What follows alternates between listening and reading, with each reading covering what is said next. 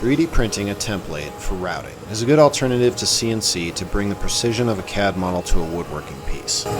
You can also locate hole centers for drilling. Use a light hand and the drill bit will pull the workpiece in line with the 3D printed holes.